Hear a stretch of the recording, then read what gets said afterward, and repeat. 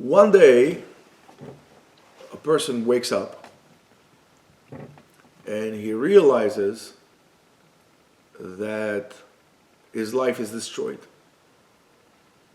Usually what happens, he blames other people for that.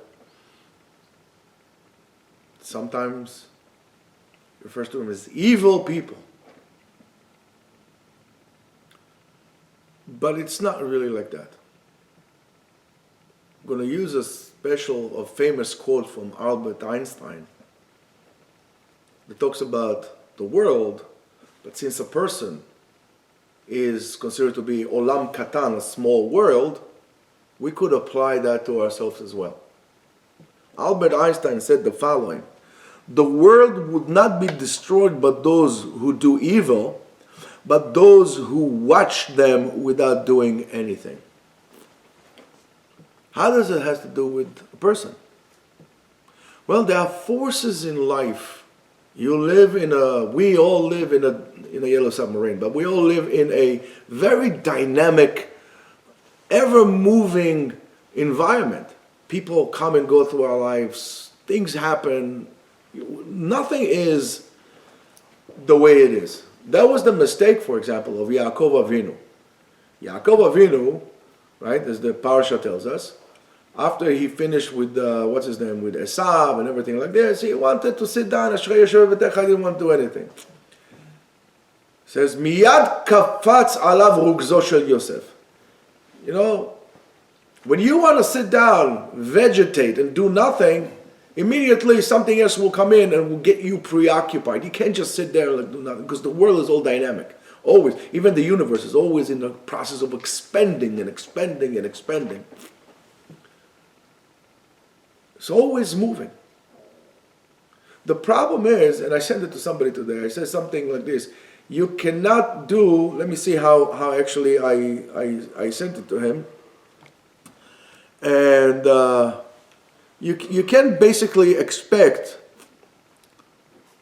let me show you how. Don't live the same year, 75 years, and call it a life. Living like that is not life. Yes, you gotta always be moving and doing things, and new things, experiment new things, take challenges. People don't want to be challenged. People don't want to face any kind of a challenge, because God forbid they would fail. Take new challenges. For example, see if you can run a 5K. Go learn Brazilian Jiu-Jitsu for like here. I'm not talking about it's effective, not effective. I'm not talking about this. Take a new challenge. Learn how to paint. Learn how to play an instrument. Go on a solo trip to a foreign country. Learn how to ride a motorcycle. Go on a solo trip on a motorcycle, coast to coast, you know. Try new things, always evolve, always like this. But living life day in and day out, the same thing over and over. Not being active in your life.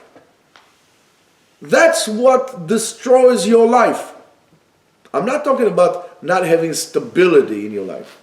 Stability is something that would allow you to grow and develop.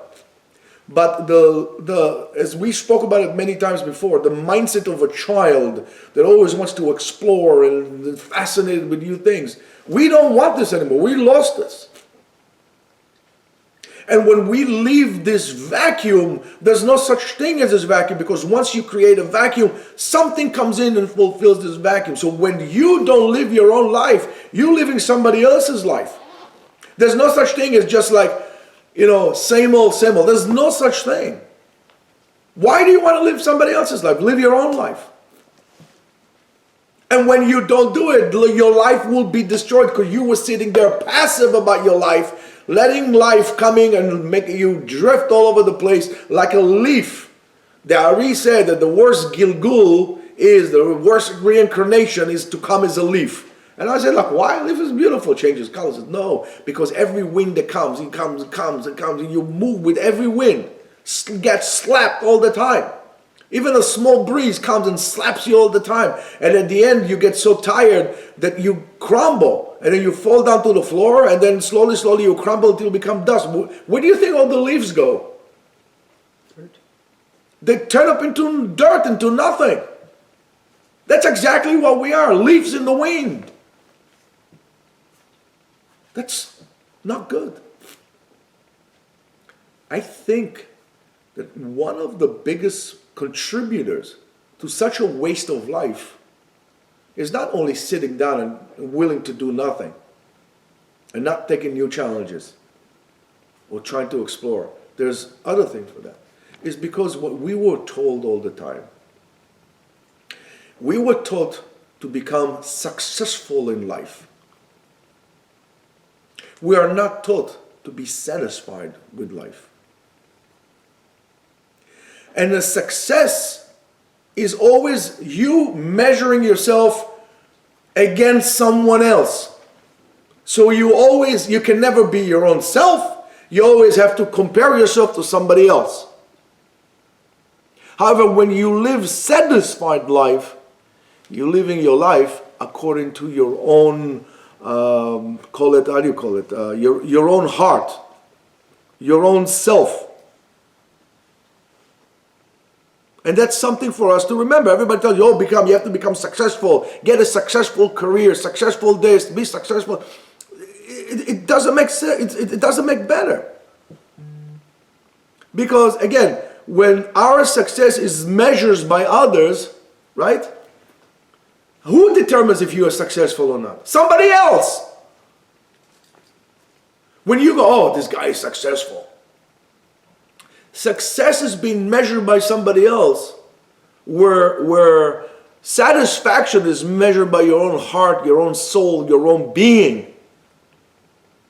Nobody teaches you to find a path in your life, a career or something in your life, that you're going to be satisfied. I didn't say content with what I have, I don't want to do any kind of a thing. No! The things that you do actually give you satisfaction. You are not even being challenged to explore what gives you satisfaction. What fulfills you. It's always about how money. Look in Israel. In Israel, the Jewish mother dream was to have her son a lawyer, a doctor, an accountant. That was the trifecta of Jewish being.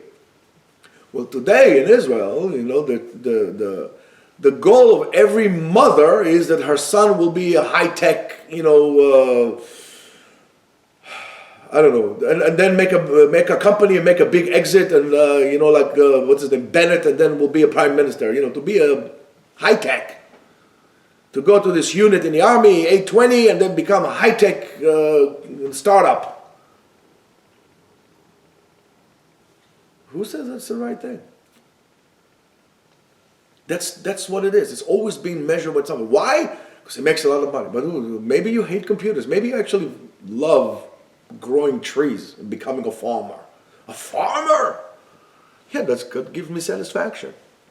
We don't teach our kids to be satisfied because we ourselves, and the reason is because of ourselves, because we don't live this kind of a life. We're not even aware that we need to be satisfied. We think that to be satisfied is to have a lot of money, and that is not true. That is absolutely not true. Satisfaction to feel is measured by your own soul, your own mind, your own heart.